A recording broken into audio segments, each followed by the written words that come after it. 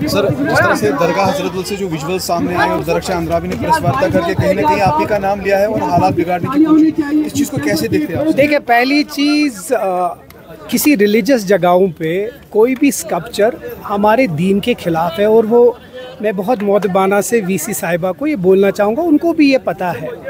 अब जहाँ तक अगर किसी ने वायलेंस का ये किया तो वो गलत है, उसमें हम कभी साथ न देंगे। हमारे एक पॉइंट ऑफ व्यू है कि हम ये जो हमारा दीन है वो तौहीद पे चलता है, और मुझे लगता है कि इतना तो जो चले वीसी साहब नहीं तो बाकी जो उनके साथ जो ऑफिसर्स हैं उनको इतना तो समझ आनी चाहिए कि दरगाह शरीफ आस्थान इतना रेवर्ड आस्थान, उसमें ऐसी चीज़ों में पहले सोचना चाहिए। बाकी अगर किसी ने कोई गलतियां की हैं, वायलेंस किया है, उसमें हम उनको बड़े सख्त अल्फाजों में कंडम करते हैं, बट रिलीजियस सेंटिमेंट जो है उनको भी समझना चाहिए लोगों। मुझ पर कोई इल्ज़ाम नहीं, मैंने तो अपने दिल की, यहाँ इस मुल्क में फ्रीडम ऑफ स्पीच कब ख़त्म हुई? इस मुल्क में जितना मैं जानता हूँ फ्रीडम ऑफ स्पीच है, और मैंने सिर्फ इतना ही बोला है कि हमें रिलीजियस सेंटिटी की कदर करनी चाहिए। उसमें तो मैंने किसी को बढ़ावा नहीं दिया, किसी वायलेंस को। मैं तो सिर्फ ये चाहता हूँ कि चाहे कहीं भी हो, चाहे वो किसी भी मज़हब में है, मज़हब की इज़्ज़त करनी चाहिए, और वही मैं भी चाहता हूँ।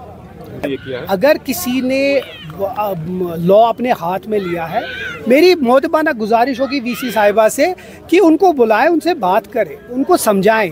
ये एफआईआर काटना, उनके खिलाफ जाना, उससे क्या करना चाहती हैं वो?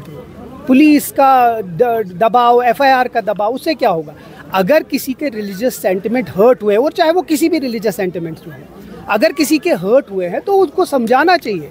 गुस्से, लड़ाई, जंग से कुछ नहीं होता है, प्यार से होता है। वो वीसी रही है इतने टाइम से, इतना अच्छा इदारा अभी उनके पास है। मुझे लगता है ये जो एफआईआर की धमकी उन लोगों पे दी है, इससे अच्छा उनको बुलाकर उनसे बात करें बनिस्बत उनके ऊपर एफआईआर और ये सब कुछ करना। बाकी अगर कहीं कुछ वायलेंस हुआ है उसको हम कंडेम करते हैं।